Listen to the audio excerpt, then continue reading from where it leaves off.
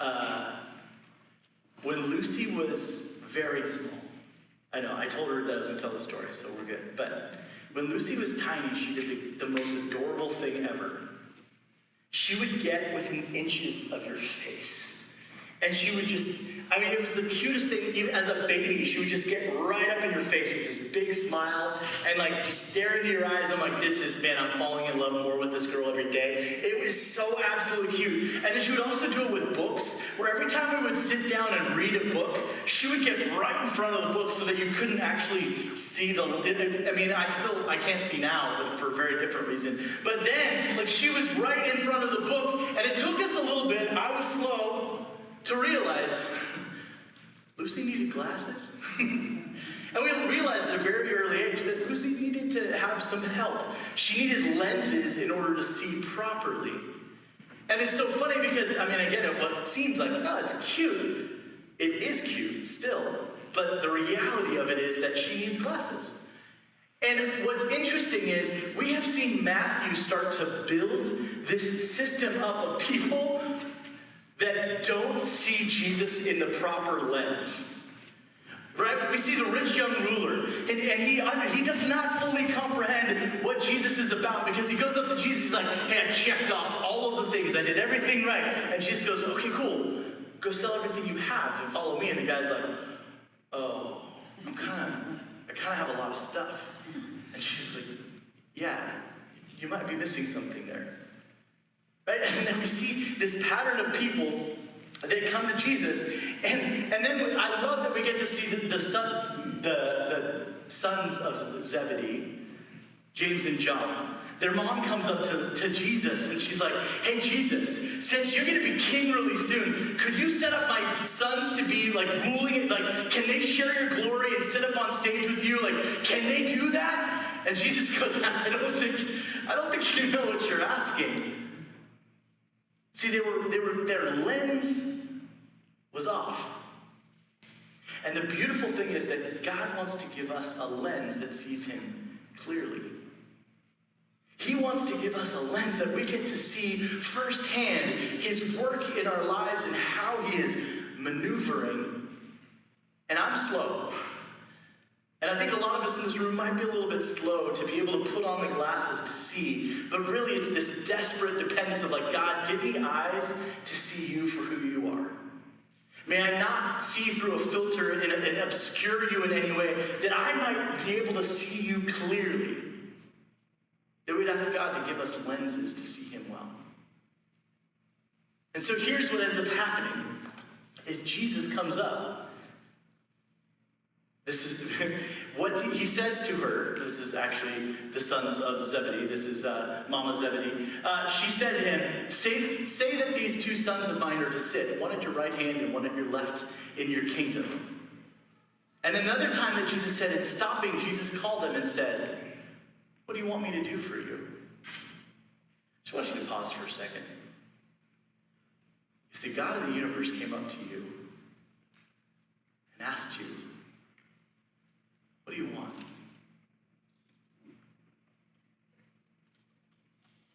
That's pretty incredible.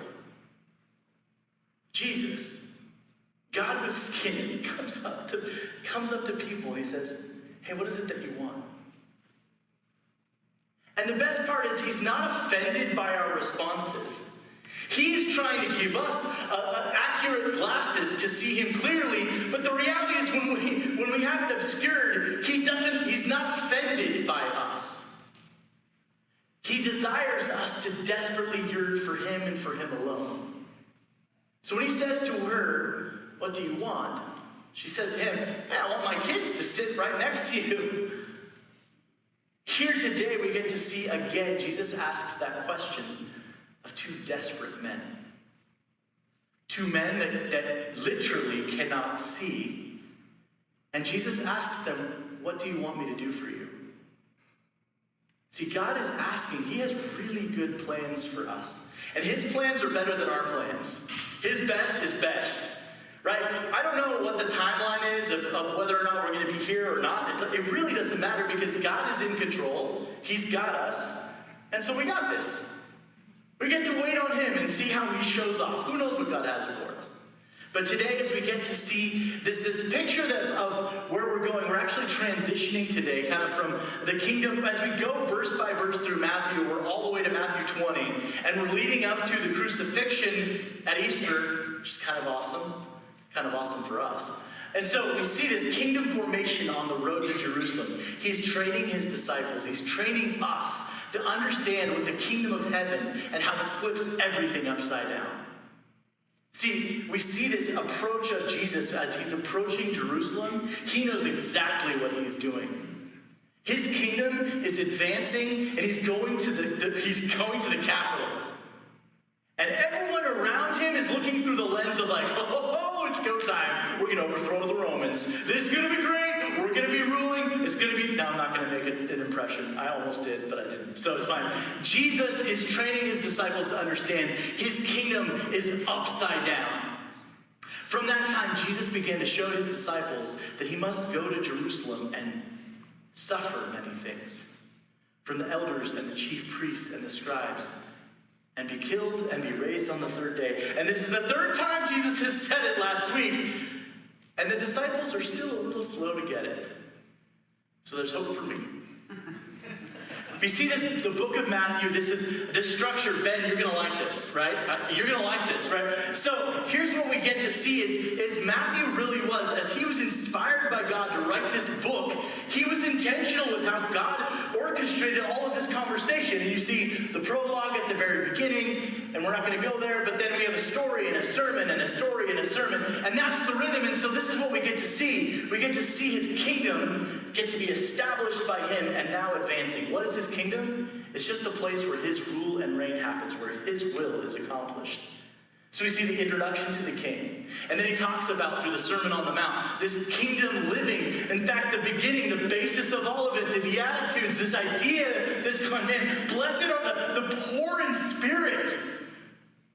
They'll see God. And then we get to see Jesus in action and displaying his power and his authority.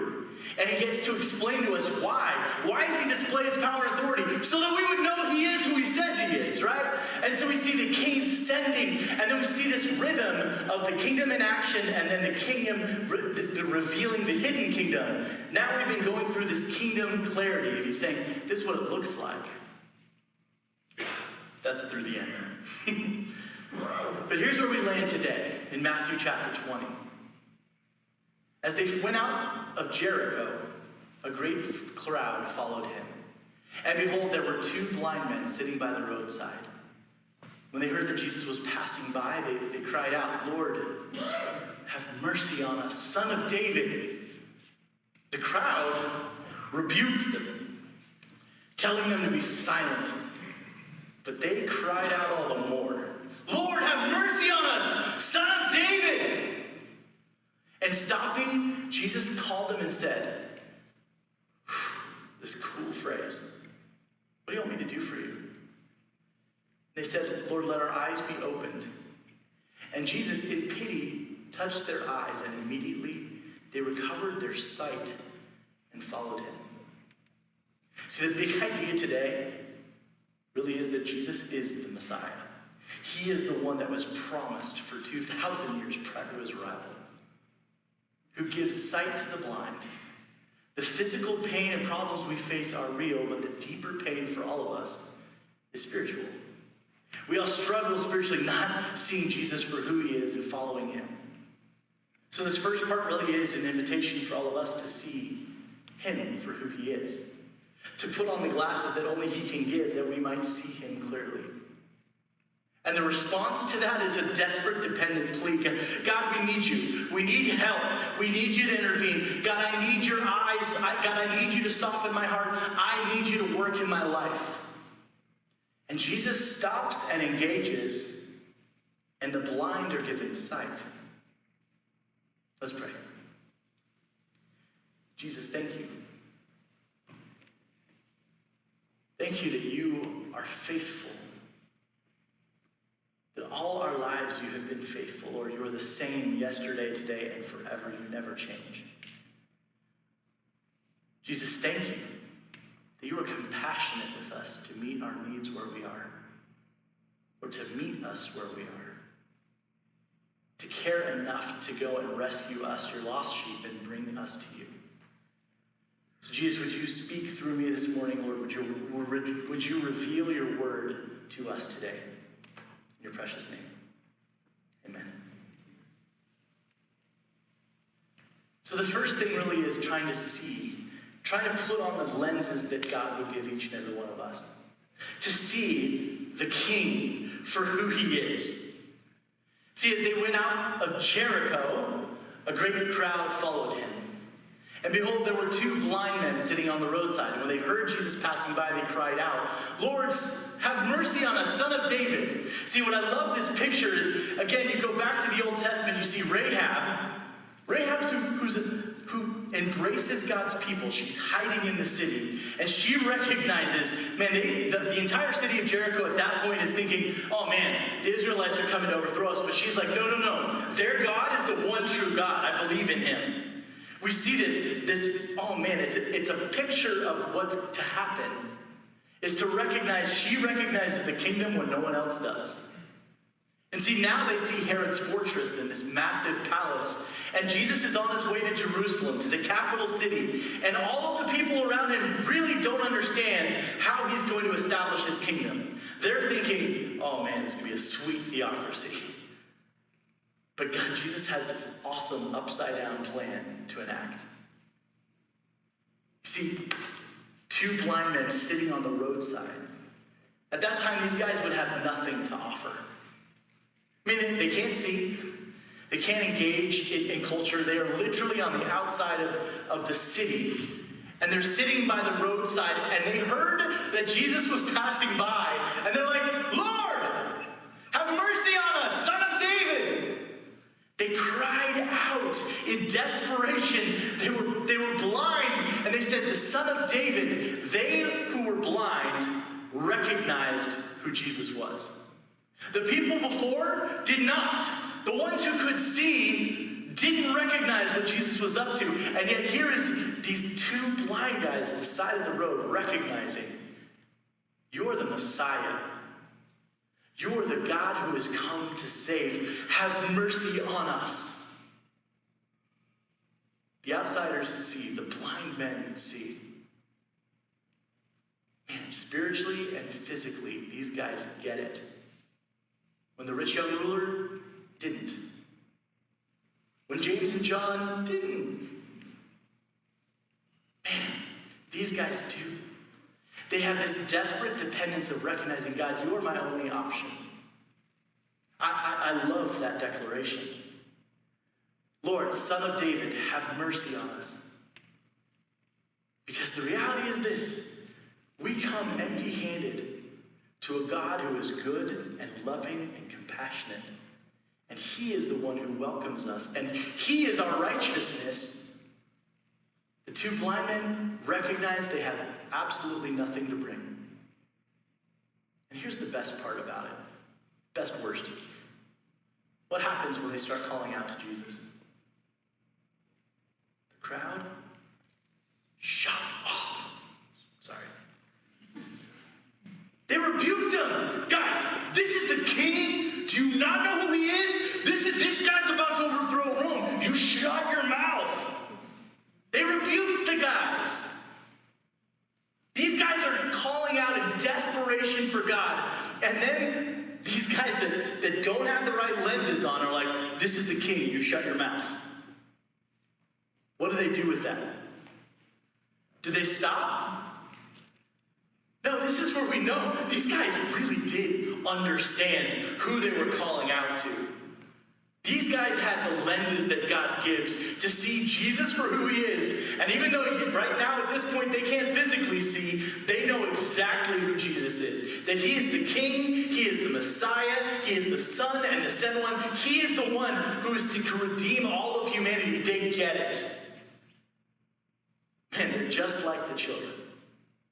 When Jesus says, let the little children come to me and don't hinder them.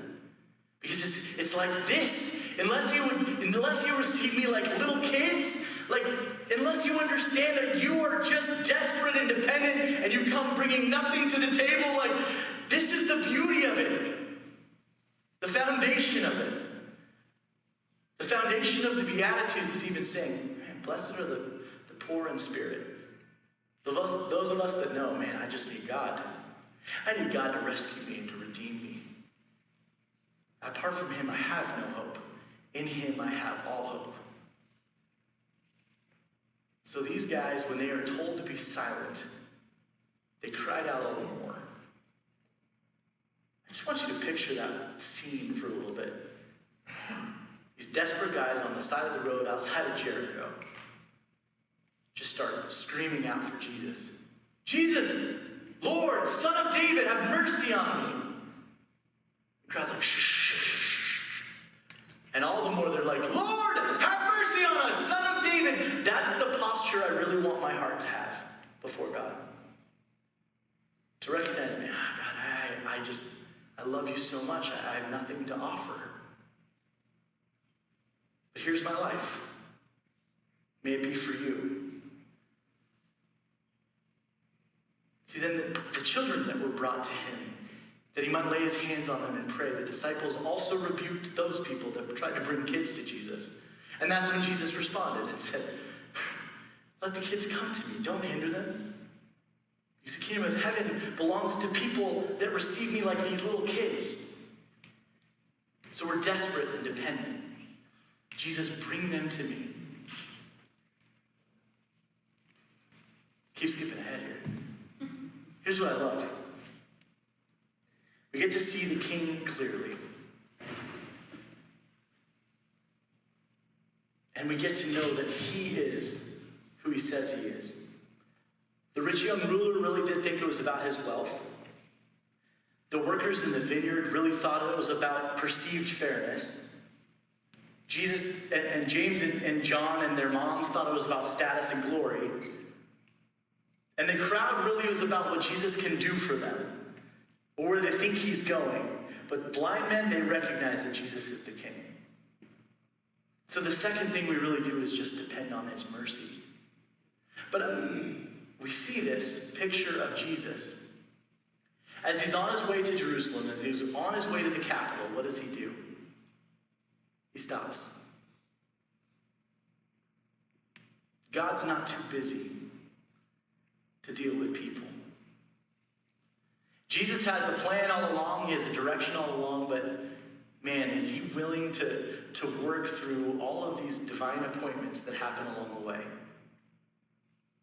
I mean, I've been busy this week. I don't know about you. But going back to school and all of the sports activities that kicked back in. And man, I'm busy. Jesus was never too busy. Jesus stopped as these guys are calling out. As the crowds are like, shh, shh, shh, don't mess with the king, what are you doing? Jesus goes, hey, what do you want me to do? He said, Lord, let our eyes be opened. What a prayer. I mean, I know they're talking physically, but for us to pray that prayer, God, would you open my eyes to the unseen? God, would you open my eyes to where you're at work? God, would you open my eyes that I might see where you're already at work, that I might join you? God, would you open our eyes? I love that prayer. I love that question. Lord, let our eyes be opened. And Jesus, in compassion, in pity, he touched their eyes. He touched their eyes. He touched their eyes.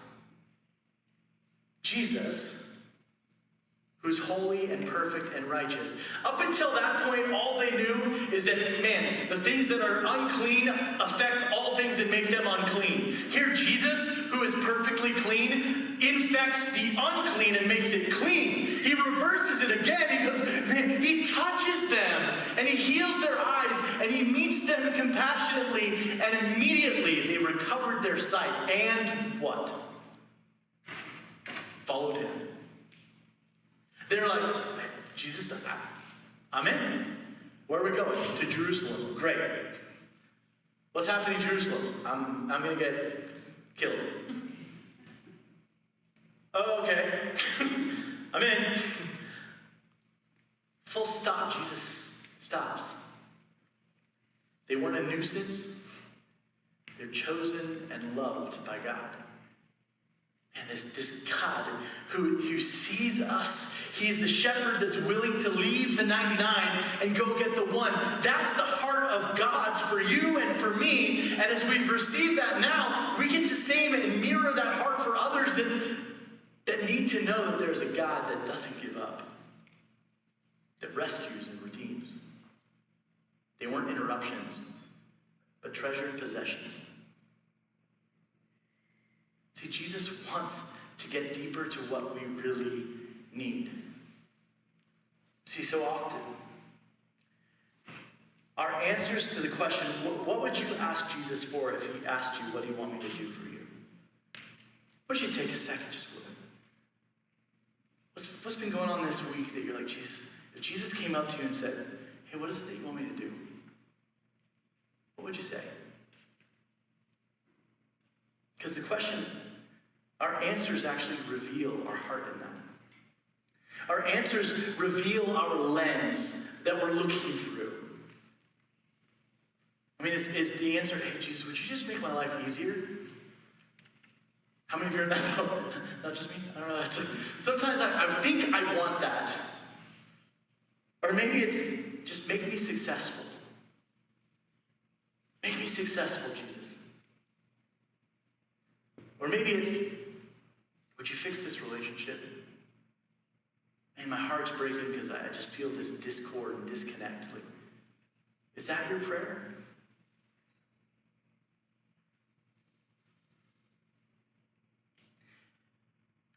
Some of us might answer, hey, God, would you just give me control? Would you let me direct my stuff?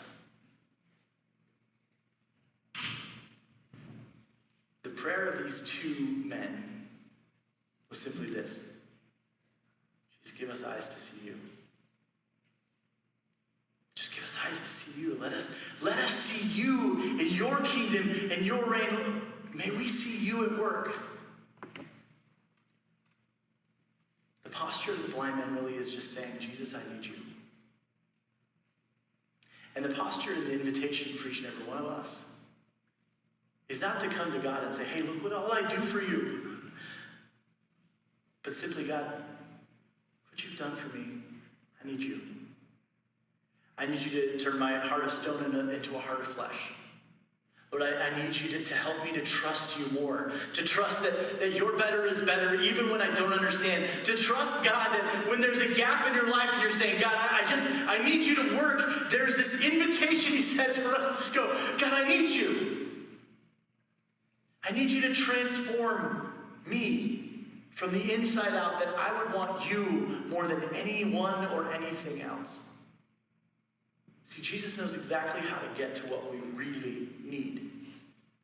And it's simply him. It's simply our Heavenly Father saying, I'm done trying to do it myself. I just need you. I need you to direct. I need you to intervene. I need you to soften my heart. I need you to give me wisdom. I need you. And the best part, the most incredible part, the reason why we can sing, all my life you have been faithful. All my life you've been so, so good. See, we get to see that he is not annoyed when we come to him. He's patient and passionate, I guess. He's patient. He's compassionate. He's faithful. And he is good when we aren't. And he says, hey, follow me. These two blind guys, I don't know how long they were blind. I don't know how long they were sitting on the side of the road. But they heard that Jesus was coming by. And they just said, Jesus, Lord, Son of David, have mercy on me. And he goes, hey, what is it that you need? What do you just want to see? Great. They dropped everything that they had, which might have been nothing. And they followed him. So this morning, I just want to invite each and every one of us to pray the same prayer that those two blind guys prayed on the side of the road. Jesus, would you open our eyes? Would you help us to see where you're at work?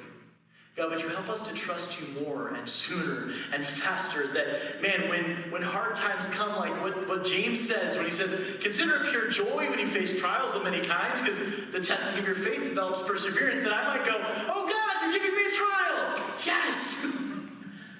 I'm not there yet, but I'm past the start. We get to see God at work even through hard circumstances. That's a freedom and joy that we get, a privilege that we get only to be as his kids. Only when we put on the glasses that he gives us, that, Lord, would we see through our lives through the lens that you have for us, that you would be our perfect focal point. So, God's got this. Whether it be in your relationships, whether it be in your health, whether it be in your vision. God, you've got this.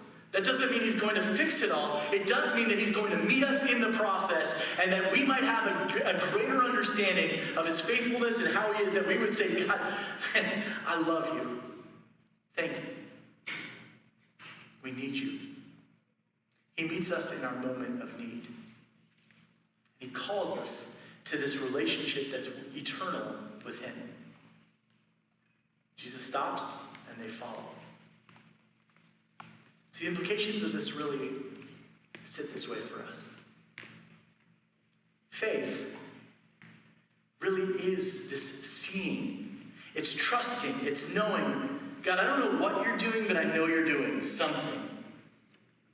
We get to see that Jesus is compassionate and loving and merciful, that he offers life that's really life, and that we might trust and treasure Jesus in his work in our lives. Whether we see it or whether it's 2020 and we can say, God, all my life you've been faithful. All my life you have been so, so good. With every breath I'm able, I'll sing of the goodness of God. See, what we receive when God gives us these lenses that we might see God for who he is, and it's this relationship with the King. The everlasting King, the all-powerful King, the King that spoke this world into existence and knit each and every one of us together. That's the King that invites us in for his provision, for his protection, for his certainty that we are with him eternally. May we respond in confidence to this desperate, dependent reality. None of this is going away till we get to heaven. There's gaps. There's struggles that all of us are going through. There's things that we have to wait on the Lord for. But in the middle of that, God is promising his presence, his work, his faithfulness to be on display. And we, as his children, get to be that living hope. That even when we don't know what the outcome is going to be, we do know that it's going to be good because God's got us. So today, the invitation for each and every one of us is simply to say, God, I need you. You're my living hope.